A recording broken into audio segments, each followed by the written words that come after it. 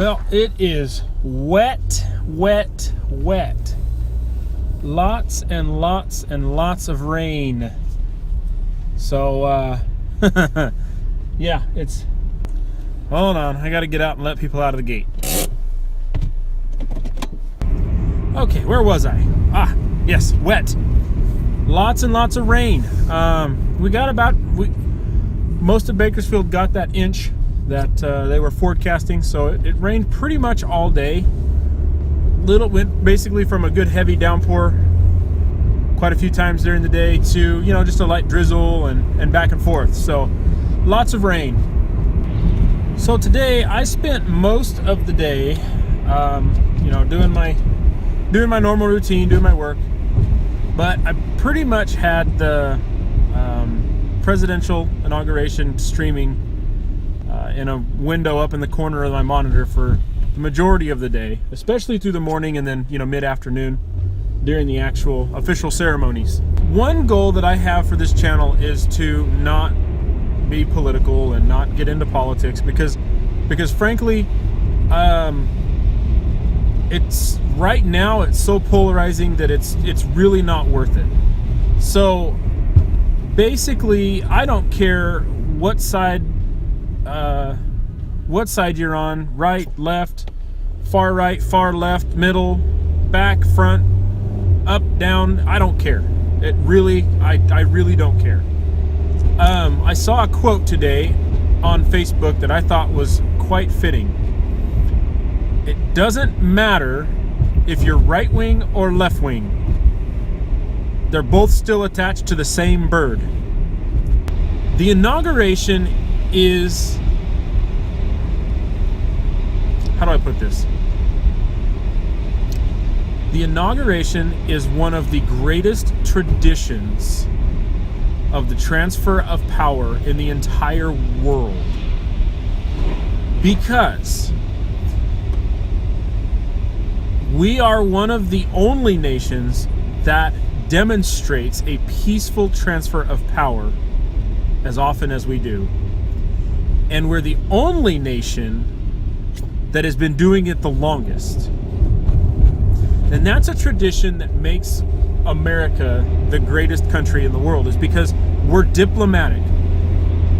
It doesn't matter what side of the fence you're on, it doesn't matter what belief system you have. Every 4 years, we can all come together as a nation and we can peacefully transfer power, whether you agree with who's actually becoming the president or not. It's a display of peaceful transfer of power. So anyway, the inauguration was great. I enjoyed it. I've watched the past, few with the Bushes and the Obamas and all that, and every single year it's pretty much the same old thing. So it's just the people who are involved that change, but the ceremony pretty much it all lasts the same amount of time and covers the same information, things like that. But it was good. It was nice. I enjoy it. It's a great historical ceremony and tradition that we do, and I just wish that I just hope that our inauguration process and our transfer of power and all the peaceful celebrations and everything, I just hope that it's an inspiration to other countries that we're watching, that it can be done. It's not that difficult. Okay, so I am in the middle of reading this book, and it seemed only fitting that the stuff that I read last night just so happens to be the night before the inauguration. So I wanted to read something to you that makes a lot of sense, and it's really, really true right now, especially with the climate in the media.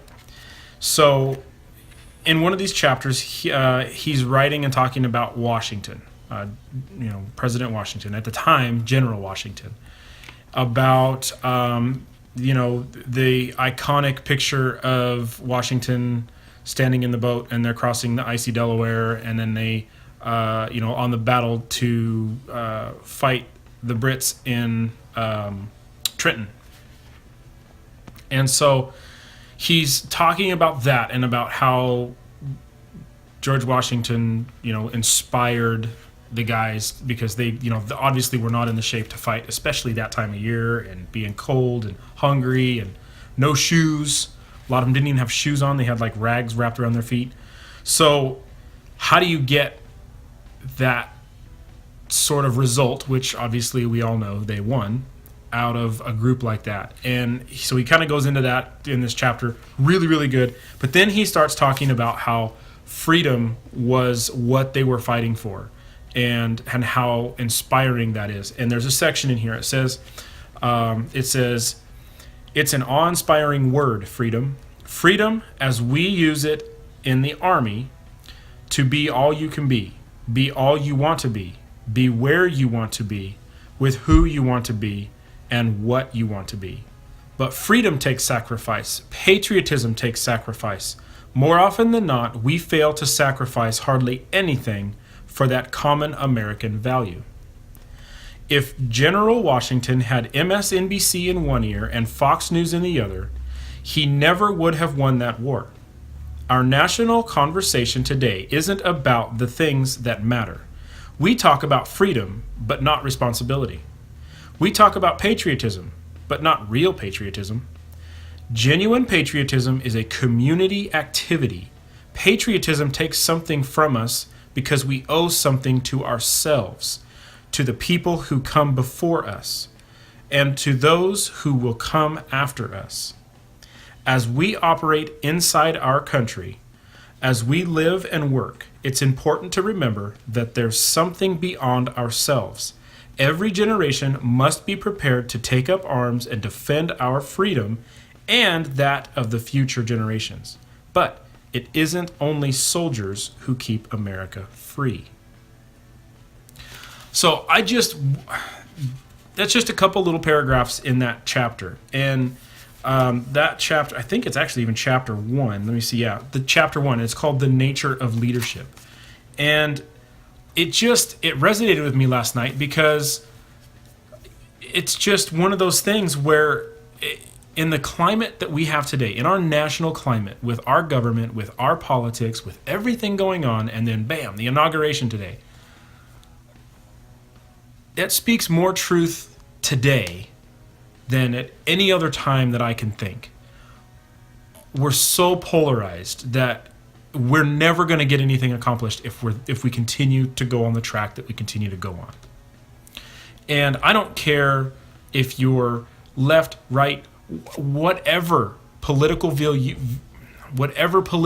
you have. Right now, you need to put aside your differences. We all need to put aside our differences. Sit down, learn to have a constructive, productive conversation, not argument, not screaming match, not blame game, but a constructive conversation, and actually listen to what the other party or what the other person is saying. Not listening to find a little spot where you can interject to prove your point. Shut your mouth and just listen to people. Honestly listen to them. Then, debate. A good, healthy debate is not a screaming match. It's not I'm going to prove my point to the point where you are always wrong. I'm never going to listen to you again. I'm never going to be your friend again. I'm going to unfriend you on Facebook. I'm going to stop following you on Twitter. Crap. All we have to do is sit down, learn to have a constructive conversation, be polite and respectful to the people we're talking to. No matter what party you associate with, or what political view or religious view you have. Just sit down and have a conversation. Talk to somebody. Listen to them. You might actually learn something. And heaven forbid you figure out something or you learn something or hear something from someone else that challenges your view, that you think is right. Heaven forbid that happen. Oh my goodness. The world's coming to an end because I got challenged on a view that now I'm confused about. That's actually the good result of a constructive conversation. Try it. Just go out and do it. Try it one time. Make that a goal this week. You hear me on this channel talk about making goals and setting goals. Make it a goal over the weekend. Make it a goal to sit down with somebody that you know has a different political view than you and have a constructive conversation. Buy them a cup of coffee or a glass of tea or whatever. Have a constructive conversation. You might learn something. And I guarantee you, if you do it right and you actually put some effort into it, you'll come out in the end of the conversation feeling really good, not only about yourself, but the person that has a different political view than you. That's what this country needs more of. People shutting their mouths and just listening. It doesn't matter if you agree. It really doesn't. That's the whole point. Everyone is going to disagree with everyone else. Everyone's view is a little bit different than everyone else's view. But we've gotten so polar opposite, and we've put up all of our defensive walls, and we don't want to listen to the conversation. And what happens? People start screaming and yelling at each other. Families split. So that's my challenge to you today. In the spirit of peaceful power transfer in the inauguration, whether you like Trump or not, whether you liked Obama or not, it's a major tradition in this country that is upheld for 2 centuries now, over 2 centuries. In the spirit of that, my challenge to you, my goal to you is set a challenge for yourself this weekend. Do it this weekend. Sit down with somebody that you know has a different political view than you do and have a conversation. Be open to their view. Listen to them. Don't look for a spot to interject and try to prove your point. Just listen to them. That's my challenge to you. Go out there, see if you can figure out how to get that done. Set that goal. Write down in the comments, respond in the comments. Let me know the result of your conversations and whether you learned something or whether you found something challenging to your own belief. Because that's how we all learn. That's how we all grow. So have a great day and good luck. Go out and try. So, all in all, it's been a really nice machine. So, okay, well, here goes the first mile run in almost 2 months.